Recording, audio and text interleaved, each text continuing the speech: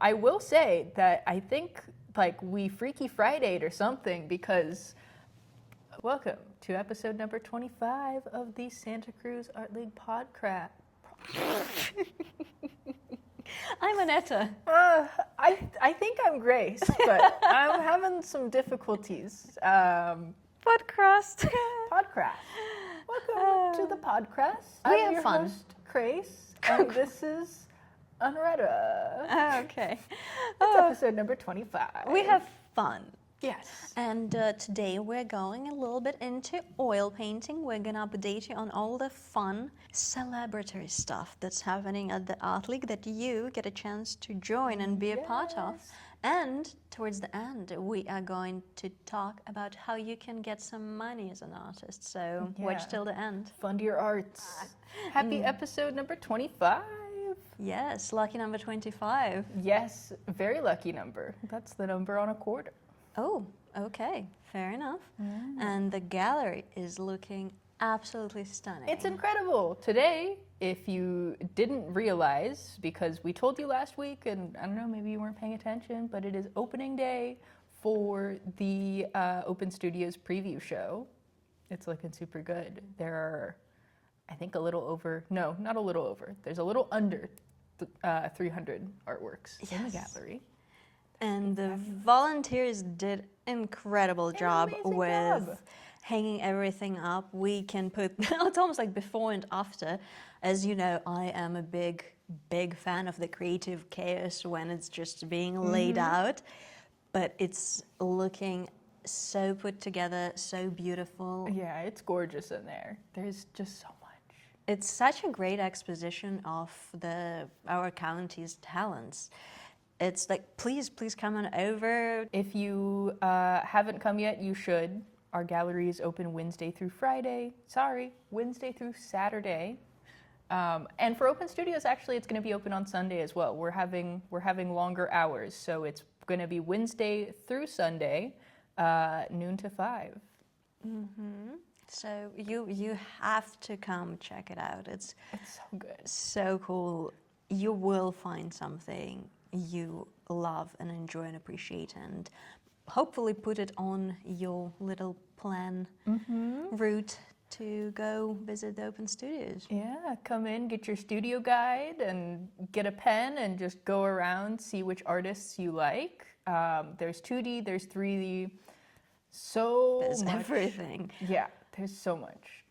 So there's something for everybody, but that way you can plan your route, so you can strategize, and then you can spend your whole weekend going up and down the county. I've personally found this particular exhibit really, really inspiring, and something that I have not foreseen coming happened. Partially due to this exhibit is I think I want to work smaller. Ooh. Yeah. I did hear in passing, you were like, I think I'm going to work small. I'm excited to hear more. What inspired you to work small? Well, partially because this exhibit, as you understand, there's so many people in there, so works exhibited are smaller, a lot of them. There is a size limit. It's about 30 by 30. So anything larger than that just won't be accepted. And ironically, for me, that's usually larger than that, at least in one of the planes. But that was not even the catalyst. That was just the composition of many things together that is so creatively inspiring to me. Then when I picked up my works from the River Studios, River Studio 116, if you're not following, or what are you doing? Is that on Instagram? Please follow. And when I picked up my works, I hung them up in my home, in one of my bedrooms, and I really like how it looks. And then, like, when one of the pieces sells, there's a small empty space, and I don't have that many small artworks to fill that space in. And so that is 1/3 of it is the gallery, 1/3 of it is my own work, and then another one I was visiting. Which gallery I was visiting? Okay, it'll come to me. But I kind of accidentally overheard the students, like girls talking about the artists and wanting to buy prints and smaller artworks, and usually it is a more accessible price point, which I know you've mentioned throughout our podcast, which is a big deal to a lot of people. And I was like, I want to create that. Yeah, I think that making your art accessible, like making your art smaller, is a great way to still retain the value of your time and stuff without pricing a bunch of people out of your artwork. Also, I will say that, like, as a person who lives in Santa Cruz on like a smaller budget, not everybody has wall space for huge pieces too. And so, like, you know, if you have an artist that you like or you really want art, sometimes it's the smaller pieces that you're gonna have to go for. And so, and you partially inspired me too, obviously. Yes, I love being an inspiration. Yes, you are. So all of that it's kind of brewing inside of me, but the only problem is that all the ideas that I have are like for large format. It's almost like whatever I touch, it just comes out. You just got big ideas. I have big Nothing ideas. wrong with that. But I want to create something small. So I'm just kind of like planting a seed, you know, that concept of like, that's something I want to do. Yeah. So let's see what grows out of this seed at the moment I'm finishing my larger pieces. That's so exciting. Yes. I will say that I think like we Freaky Friday'd or something, because last week I was in my studio and I was like, oh, I'm gonna do some art. And then I was looking at my canvases and I have this 30 by 40, which for me is pretty big. That's pretty big for me. And I was like, you know what? Screw it. I'm just gonna do this one. And so I'm working on a big piece. Oh so my goodness. I think something's going on between, we're like in sync, or we got like telepathy or something. We're switching. I love that. Anetta and Grace flip. Yeah, we're flipping. Who knows? Maybe you're gonna start painting hands next, and I'm just gonna start putting dots on everything. Well, I've had a massive hands period in my teenage years that I was obsessively. Their so interesting. hands are amazing. They convey so much. Oh my God, that's a tribute to you, Chris. Oh, I have yay. a Band-Aid on my thumb because I was hanging like a custom shade for that bedroom I was talking about. I've had it for years and it just never was hung up, and I finally did it. And the screws included were the flat head. I don't know who and why uses them. I think they should be banned. All screws should be Phillips, like little stars screws. Wait, stars is like more. The Phillips is like the plus. Phillips is plus? Well, Yeah. what's the star? I don't remember what the star ones are called. I just know that this is Phillips. Oh, no, that's the one I'm talking about. Yeah. Okay. Just a cross. The cross, yes. There's like, you know, more. Anyways, back to... You're correct. All screws should be Phillips screws. Actually. Yes. Because the flathead screws with like the power tool, it just slips, and so it slipped and went into my finger. Aww. But I was just like, oh, I'm very, very inspirational for painting. You got to get some more colorful Band-Aids. I That actually is my did recommendation. I did have yesterday a Band-Aid with like little paint splatters. Yay! Yeah, because I'm 5 apparently. Yeah, I always get like super duper colorful Band-Aids because I just think it's fun. Like if you're gonna wear a Band-Aid anyways, it might as well be a good time. I used to have like a tin of Peppa Pig Band-Aids. Those ones were my favorite. Oh my goodness. Yeah, I'd go for the ones with Bluey or something. Yeah, Bluey's pretty cool. Yeah, I don't know. I'm just a big fan of kids animation. I've never even seen an episode of Peppa Pig, but like, I like her as a concept. Absolutely. As someone whose comfort show is Bob's Burgers, I fully agree. Bob's Burger's pretty great. It's so good. Back to adult topics. Oh yes, grown-up things. Grown-up things. Grown-up things. Happy birthday party! Yes! The Art League is having a little birthday get-together. It's just, we're handing out free cake in our gallery. And we encourage you guys to donate. If you're donating $10 or more, then you will be entered into a raffle where you can win a Luck of the Draw ticket. So wish us a happy birthday. Give us a little funding. I'll send Anetta a link. check out the picture of our founders in birthday hats that I very crudely photoshopped together last year. It was a big hit. Very proud of myself. Oh, yes. We will see you, hopefully, October 11th. be there from 3 p.m. to 5 p.m. Yes. We're going to be with our party hats on. It's going to be pretty good. We're going to have some cake. We're going to have some birthday wishes. You get to check out some cool art in our preview show. Yeah, and then also we're inviting people to wish us happy birthday on social media if you can't be there in person. Record a little video to put on your Instagram Reels or your stories or whatever, and tag at Santa Cruz Art League. Yeah, wish us happy birthday. Well, all the good stuff. Yes. And talking about luck of the draw, the possible prize for a donation, that is still ahead of us. Yes, it is. Tickets are actually on sale at time of recording now, or today, I should say. So you can get your Luck of the Draw tickets. I want to say it's $100 for non-members. If you are a member of the Art League, then it's going to be $85.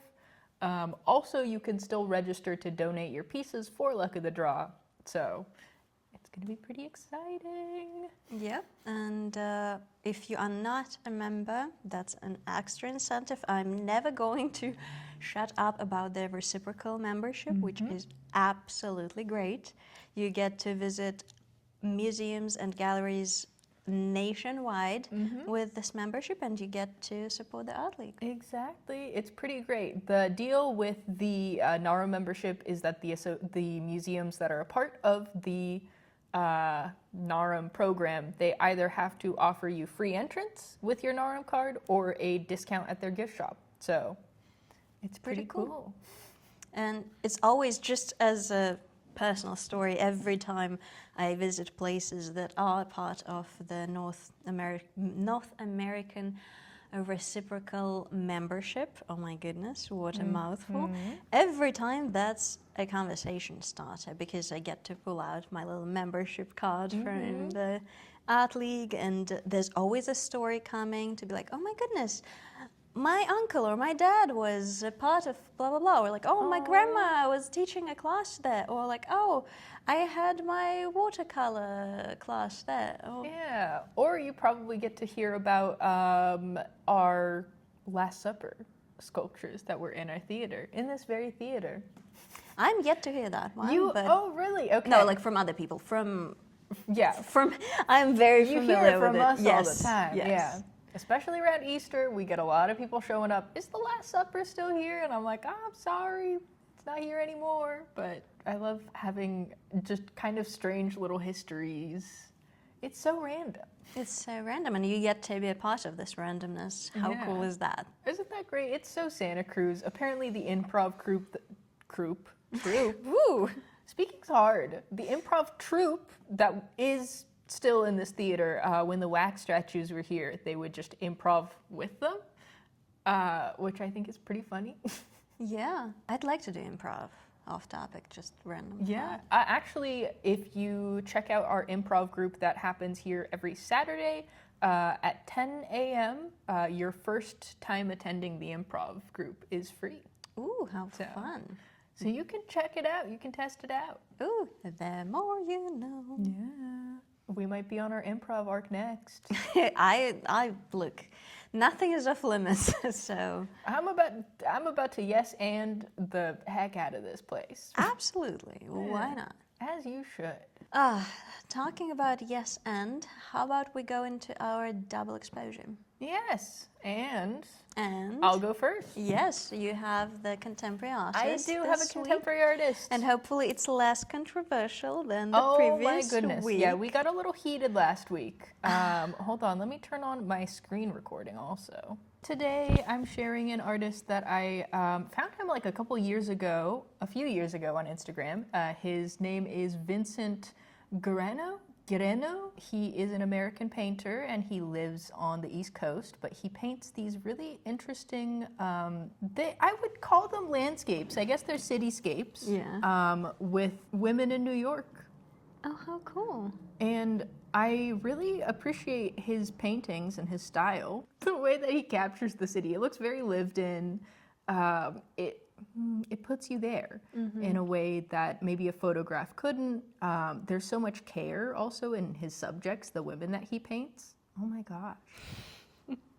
As soon as I start recording my screen, they're like, let's just give you every pop-up ever. But I think that his work is really interesting, and the way that he captures like the clutter going on, I think is really fascinating. It's very rewarding to look at. I think I said that the last time too.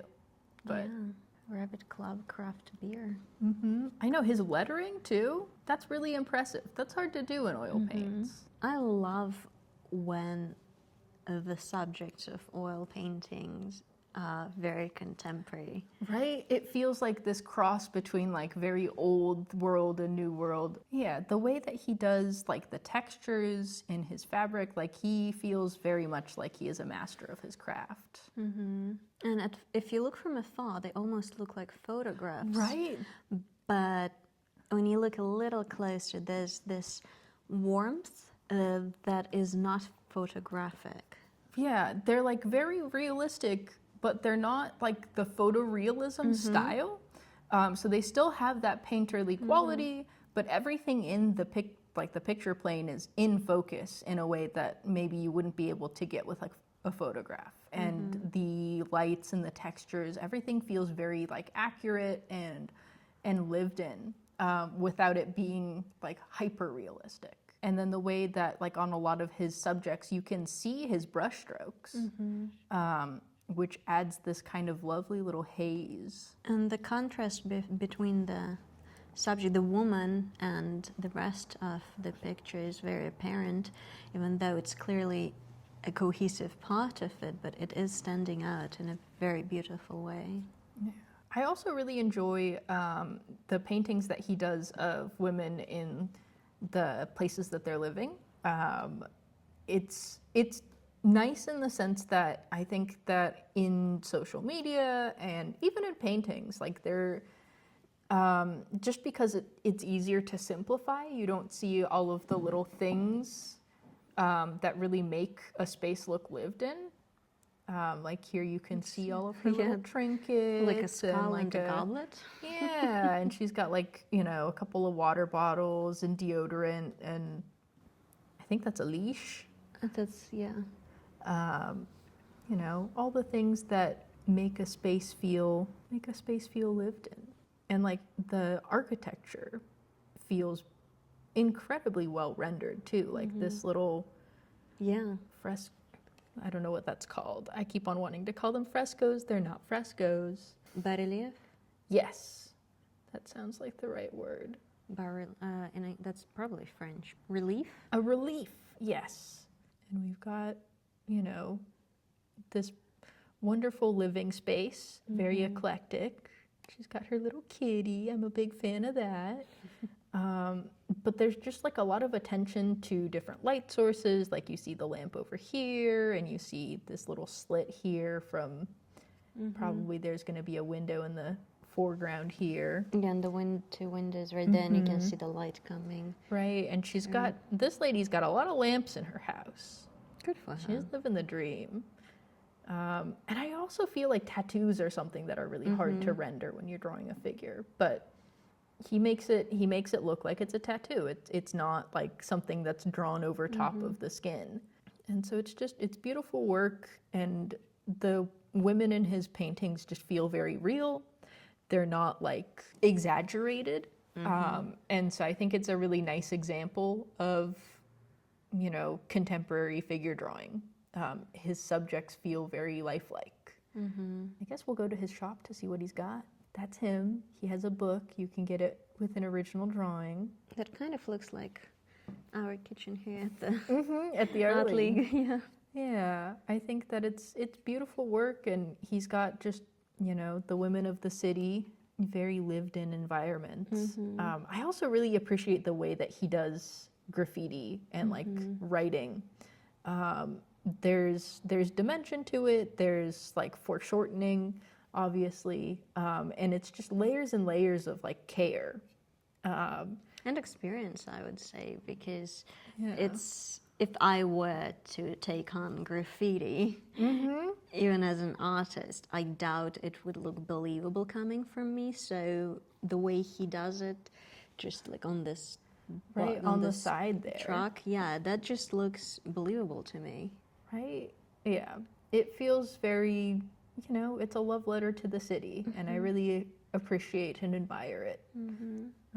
This is also another artist. He used to be an illustrator, and when he was making the transition of being an illustrator into fine art, he had mentioned that writing was something that really helped him in his artistic process. Big fan of that. Yeah, yes. I was like reading that, being like, Anetta would appreciate this. Yes.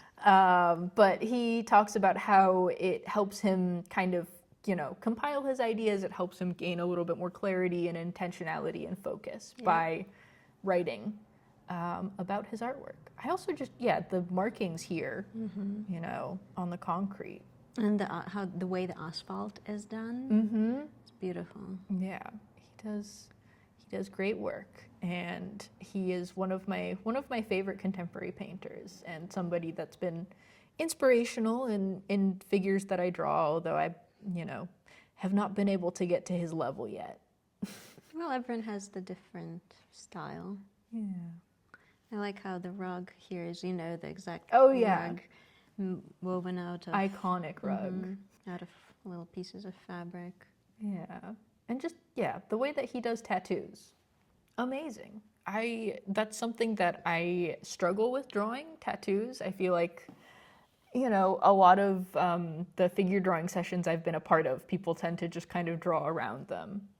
Also, you know, sometimes you just don't have time for the tattoos, but it's a very difficult thing to master. And so I'm a big fan and I appreciate his work. Beautiful. Giarrano for sharing. Yeah, thank you. And then he does have an Instagram. It is Giarrano. You should follow him. He posts a bunch of stuff. It's super cool. And you get to see his like sketches and things too. Oh, how cool. But yeah, if you're a fan of cityscapes, if you're a fan of people just vibing in their living spaces, then this is somebody that you should check out. Look at the graffiti. It's so good. Rage. Yeah. All right. On to the next. Sure. Well, funny how we both chose an oil artist. Oh my goodness. Yes. Every day we have so much in common. Oh, yes. This week I'm going to acquaint you with a famous Caravaggio. Oh, yes. That is an Italian artist. He was born in 1571 and he lived until 1610, until the ripe age of 38. So he did not live a long life. He led an impactful life. Very impactful, and if you look through his biography, it explains that he would not live long. He was a very, some say, violent person. He was accused of committing a murder. God forbid a man have hobbies. Right? And interests. Yeah, so he was believed to have somewhat of a temper and a reputation. But despite that, and despite living a short life, he created a lot. And he is very famous in the style of Baroque. And despite it not being my favorite art style that is out there, I have a lot to say out there and a lot to decipher in his works. So I am excited to do it with you today. Yay. Okay, let's do the overview of his. Okay. Oh, whoa. So I'm sure you all are familiar with Caravaggio, but just a reminder what his works look like. It is very, very recognizable by one thing: his light and darkness. So light and dark and emotions. That's what he is famous for, of how well he depicts emotions in the subjects of his paintings. And the interesting part is when you view it as black and white and you can just see the values of his portraits It is incredibly fascinating. Yeah, he has such strong contrast, and I feel like a lot of his colors are on the cool end of the spectrum. So anytime he does have like a little bit of warmth in there, it pops immediately. So the part of the movement was called tenebrism, that originated from the darkness, because a lot of the people, a lot of the figures, they almost like appear from the dark. So Entombment of Christ is like a great example of it, because the background is almost black and the subjects just stand out. But to speak on some of the few works, I'm not going to go too deep of an art history on you, but I feel like some of it is incredibly important in the sense of the value that it brought to the art world.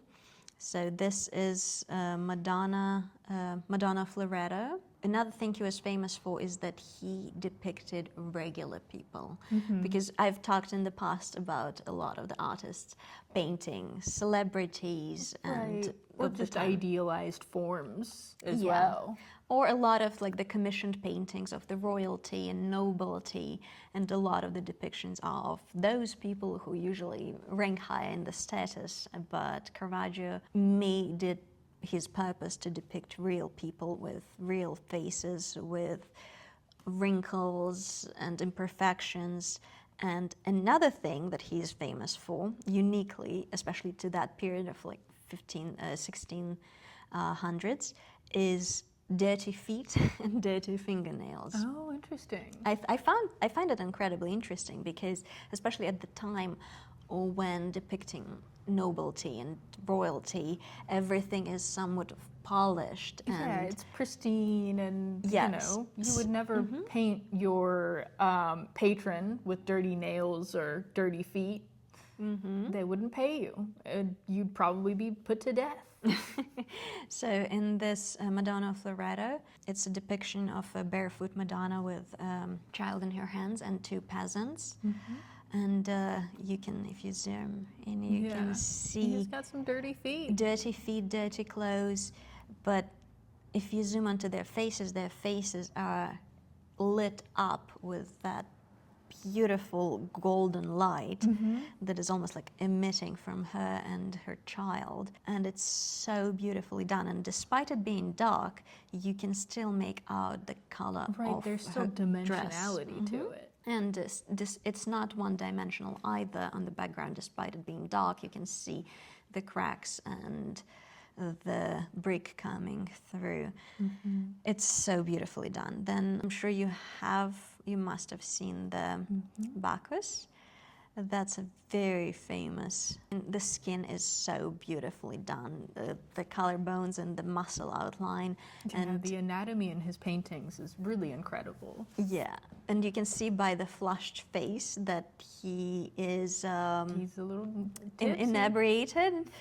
He's a little tipsy, and you can see the carafe of wine and how carefully he's very delicately. he's holding his the pinkies out. calyx, and with the other hand holding the tie of the robe, which is kind of implying the sensuality of it. And with the look on the face and the flushed cheeks and flushed lips, it's almost portraying that sensuality without objectifying it. And Yeah, it's not like overt. exactly. Although maybe for back in the day it was. Yes, it was a little bit of A little scandalous. titillating. And another really cool detail that I find about Caravaggio is the way he depicted still life. And I'm going to show you some of his still life too. It is not perfect. A lot of the fruit is either a little rotten, or you can see the holes where a worm went in, or when it's like overly ripe. So it's not portrayed this as like the perfection of a fruit, almost like wax plastic-like. So I find that It's very real fruit. fascinating. Boy with a basket of fruit is used. The subject of the painting was a friend of Caravaggio who was 16 at the time, and he appeared multiple times as a subject. And it's almost mythical in the way it's depicted. Mario Minetti, that's the... Shout out to Mario. Yes, and it's so famous. I'm sure you all have seen and known It's a about beautiful it. piece, and yeah, the emotionality and of the face is incredible, and just like I don't know, the way that he depicts, there's a lot of dimensionality to his light. Like you have the shadow shapes, but then also if you zoom in, maybe this specific painting isn't a good example of it, but pardon me, you can see like reflected light along the bottom of his chin there, reflecting like off of the fruit and like the white robe that he's wearing, which makes it feel very like three-dimensional and well rendered, and like this person is inhabiting a physical space.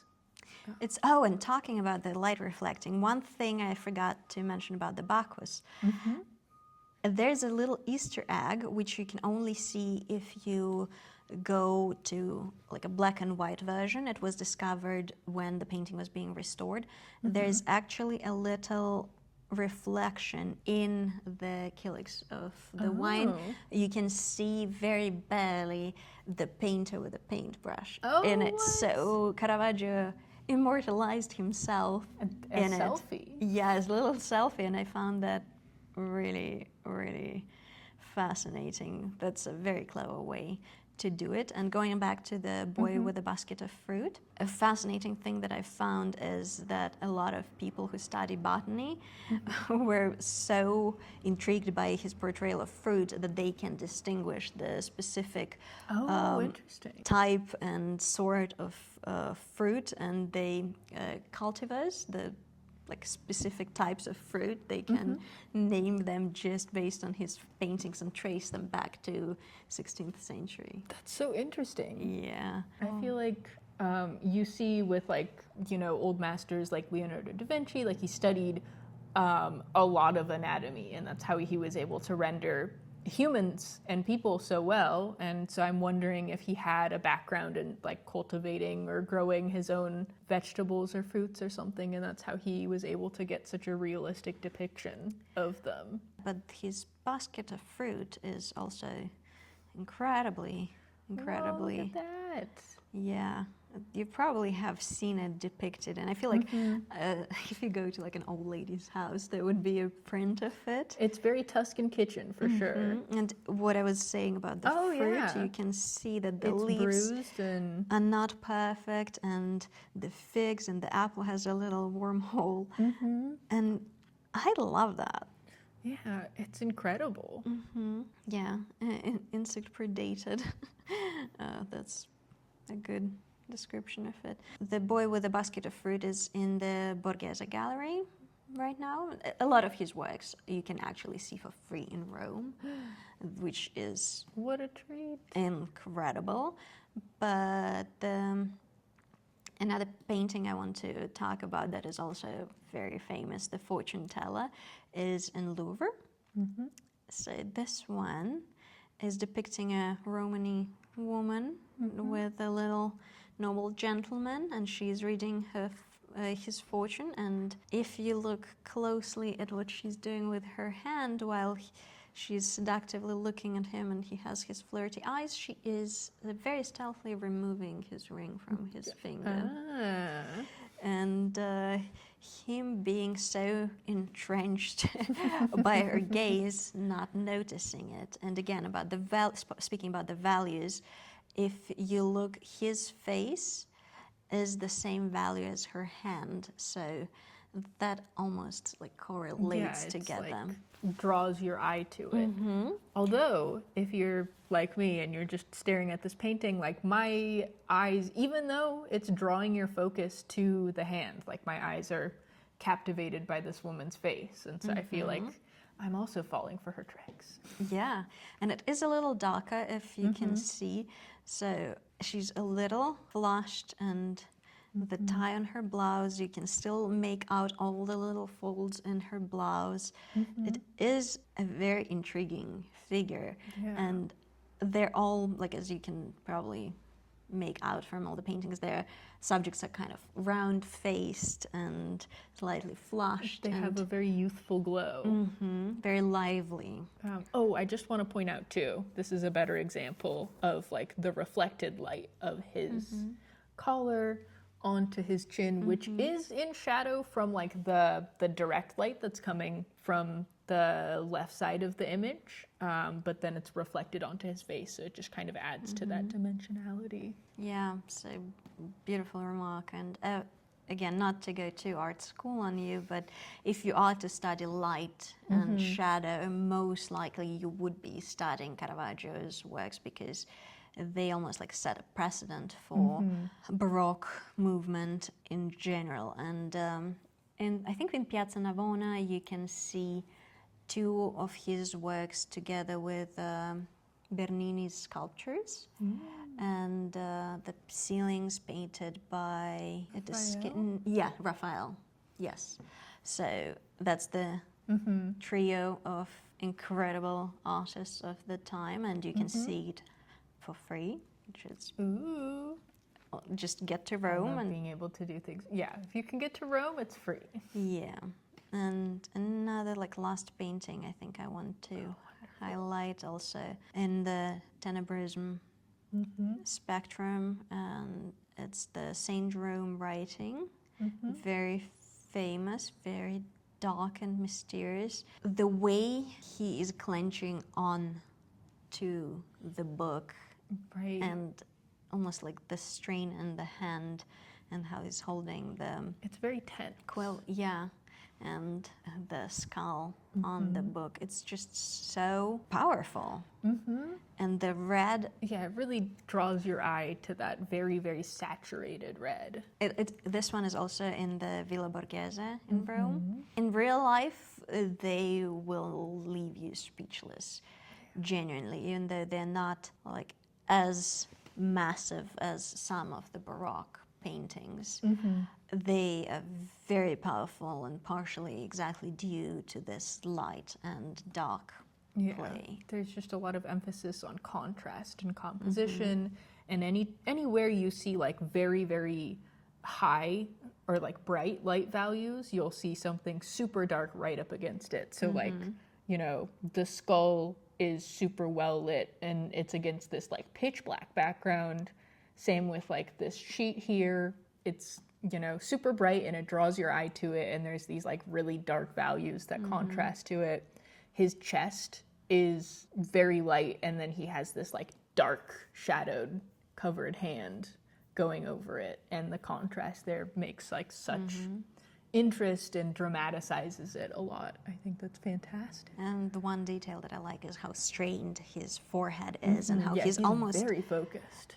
You can make out his skull, like the structure of his skull, because he's bald, and the fold in the eyebrow, and almost looks like he's looking at us from underneath his forehead. Yeah, he's like looking through his brows. It's so powerful, and to depict that in oil, and this one is dated to 1605. That I think you have to be a genius, aside of all his deviations of character. But man, can the guy paint? Yeah, he was also, I think, alleged to have affairs with both men and women, which very, ahead of his time. Go Caravaggio. Queer icon. Okay, there's so many. The famous Narcissus. Probably have seen And too. there's something so very theatric about them. Like it feels like his subjects have a spotlight on them. And just thinking about like how he would have achieved that back in the day, how do you light your studio like that in order to capture? Yeah, not to go too deep, because I can talk about it for a long, long time. Oh boy, can we? Yeah, those were just some of the paintings that I felt like we need to highlight when we talk about Caravaggio. Of course. Thank you so much for sharing. Yeah. And I hope you guys enjoyed this wonderful, informative episode of the Santa Cruz Art League podcast. Yeah, go us. Oh my God, I think we look like, the emoji with two girls. Oh my gosh. Perfect. Go us. Oh, one thing which only the true ones who stay till the end will know about, that a few words about the grants upcoming. Oh yes. I'm gonna put on the screen that's, I feel like, something we can highlight in our episodes Totally. too, if you're an artist. you know that applying for grants and scholarships and all of that fun stuff is a really fun part of it. Hopefully you have fun with it. I mean, you know, it's a lot of work, but it's worth it because you get to fund your projects. And it's just a really awesome thing. The Arts Council is a great resource, and they have meetings, and then they record also their Zoom meetings and lectures and stuff. So they really outline the application process, how you can apply, and like best practices. So I would say that if you're somebody who is looking to get into grant writing, or if you're just getting started as an artist, or even if you're established, like the Arts Council grants are such a good way to get started because they offer so much help. That's one of the, you know, benefits of being an artist. I feel like you have this incredible opportunity to have an established council help you out with your creative process. That's pretty cool, if you ask me. They're really there to help you succeed because, you know, these grants are a little bit smaller scale compared to some of the other arts grants that are going around out there, but it's really great way to gain experience for just grant writing or proposing projects. I can't recommend it enough. If you've never applied to a grant before, they make the process really, really understandable. Do it. Put your stuff out there. Yep, and we're here to shine the light on some of it, and hopefully you find it useful and entertaining. Hopefully we keep you company throughout your artistic process and creation. Let us know in the comments. Have you ever applied to a grant? Are you applying this cycle? And all that other fun stuff. Let us know what you're working on. Keep us in the loop. Yeah, maybe you'll be in Open Studios this year or next year. Absolutely. So, and don't worry, we'll update you on all the fun things that are happening. Yes, we're going to go and check out the gallery. Hopefully you are at our opening reception this Sunday. And if you weren't, we'll tell you all about it next week. Absolutely. And don't forget to like, subscribe. Annihilate that like button. Something. Yes, notification bell. Yeah, hit it with the stinger missile. Sure. Yes. I don't know what that is, but do what Grace said, and so that you don't miss any of our uploads. Yes. If you don't subscribe to our channel, we will send a tactical drone to your house. Oh my God, that's scary. Okay. Well, that's how you find out. Do not piss Grace off. Yes, actually, the Art League's budget is going mostly to defense. Okay. So How American of us. I know, it's very American. And that's why we don't have money to fund the arts, because all of our money at the Art League is going to defense. To those people who are watching but have not subscribed yet. Yeah, you better subscribe or else. The turrets will get you. Okay, now we're done with the turds. Okay, so hopefully you're all subscribed and put notification bells and liked us and all of that. So do all those things if you know what's good for you. Yeah. All right, and hopefully we're going to see you next week. Yeah, have a good one. Bye. Bye.